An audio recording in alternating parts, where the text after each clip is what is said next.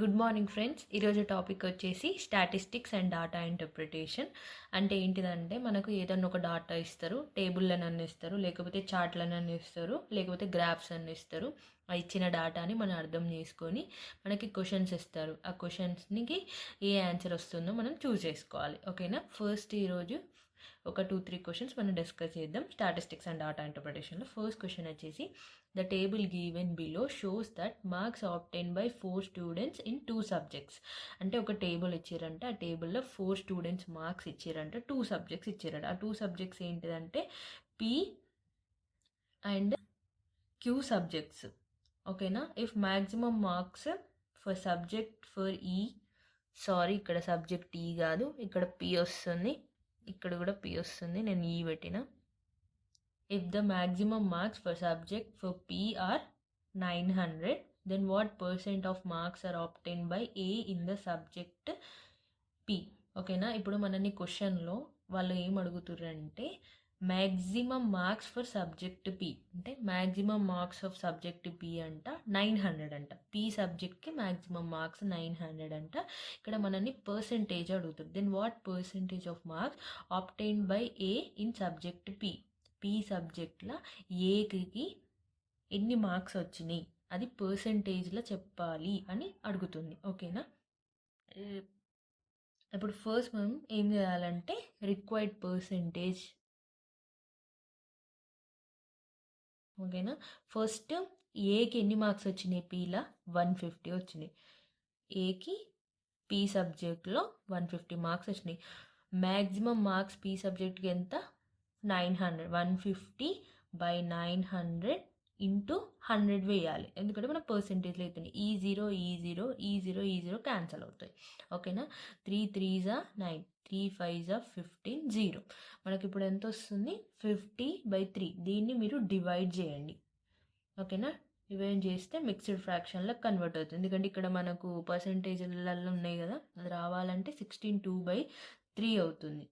ఓకేనా. దీన్ని మీరు చేస్తే 16.67%. Option B is the correct answer. Next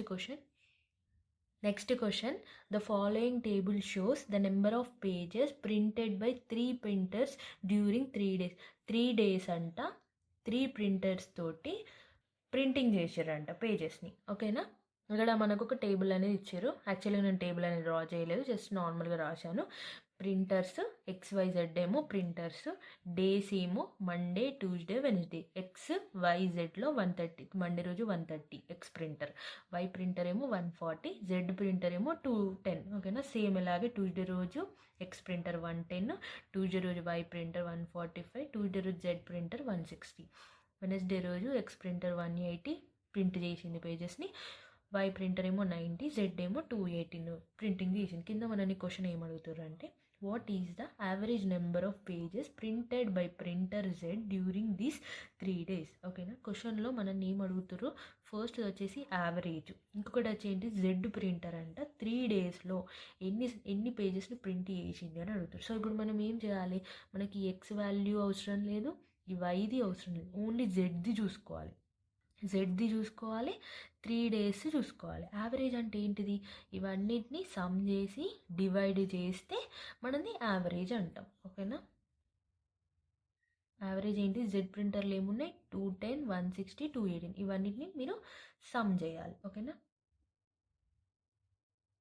280/3 దీన్ని యాడ్ చేయండి. యాడ్ చేస్తే ఎంత వస్తుంది, 588 వస్తుంది. 3 1s 3, 2 రిమైనింగ్, 3 9s 27. ఓకేనా. 1 రిమైనింగ్, 3 6 18. ఓకేనా. 196 answer. Option A is the correct answer. చాలా simple question. Statistics and data interpretation చాలా కొన్ని స్టాటిస్టిక్స్ అండ్ డాటా ఇంటర్ప్రిటేషన్లో అన్ని సింపుల్ క్వశ్చన్స్ ఏమి ఉండవు, కొన్ని సింపుల్ క్వశ్చన్స్ ఉంటాయి, కొన్ని టఫ్ అనిపిస్తుంది. ఓకేనా. Next question study the table and answer the question. ఓకేనా. అదే ఉంది ఇక్కడ మనకు ఒకటి డాటా అనేది ఇచ్చారు. ఏమి ఇచ్చారంటే height in centimetres, number of girls ఇచ్చారు. <144, <145, 11, <150, సంథింగ్ 165 దాకా మనకి ఇచ్చారు. ఇచ్చి ఇక్కడ మనకు క్వశ్చన్ అడుగుతారు.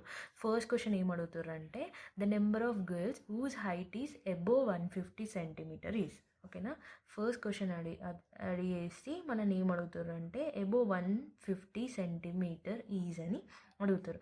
ఇక్కడ మీరు డాటా అబ్జర్వ్ చేస్తే అన్నీ లెస్ దెన్లో ఉన్నాయి. ఓకేనా, మీరు అందరూ ఏమనుకుంటారు అబోవ్ 150 అంటే 29 కావచ్చు అనేసి అనుకుంటారు. బట్ ఆన్సర్ అనేది తప్పు.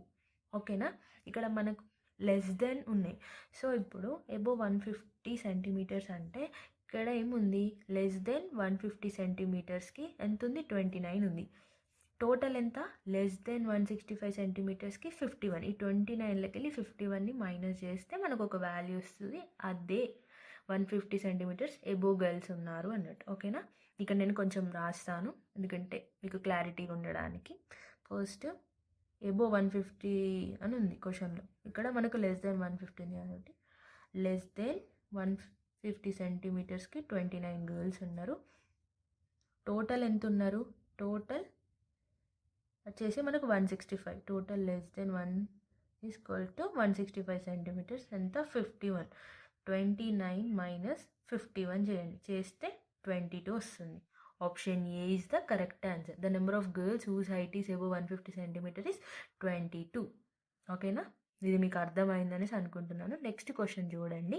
Average height in centimetre of girls whose height are 155 centimetres and హెబో is about. ఓకేనా, ఇక్కడ సెకండ్ క్వశ్చన్లో మనల్ని యావరేజ్ అడుగుతున్నాడు. ఓకేనా, ఫస్ట్ వచ్చేసి ఏం అడుగుతున్నాడు, యావరేజ్ హైట్ అడుగుతున్నాడు.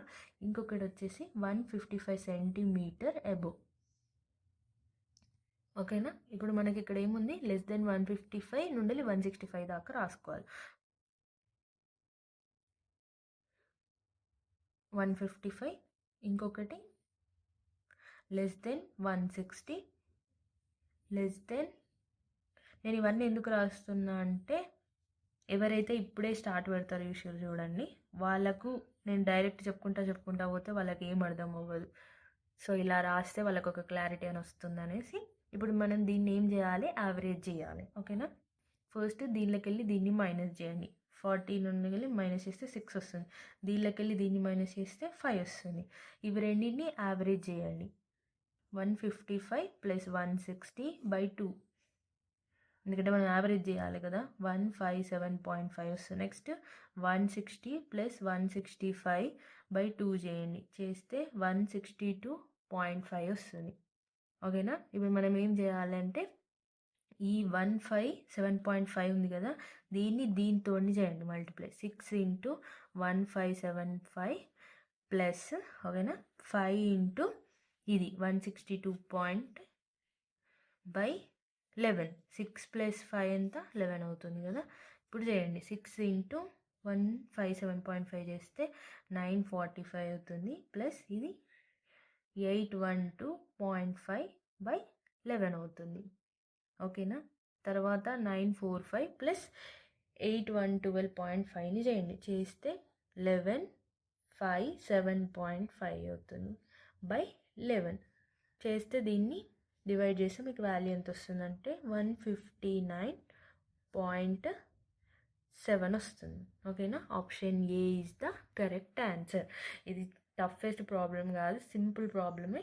బట్ క్వశ్చన్ని మనం మంచిగా అర్థం చేసుకోవాలి, లేకపోతే మనం రాంగ్ ఆన్సర్ పెట్టేస్తాం. ఓకేనా, ఇలాంటి క్వశ్చన్స్ వచ్చినప్పుడు మీరు ఇలానే సాల్వ్ చేయండి, మీరు ఈజీగా మార్క్స్ అనేది స్కోర్ చేసుకుంటారు. Thank you for watching. Please subscribe my YouTube channel.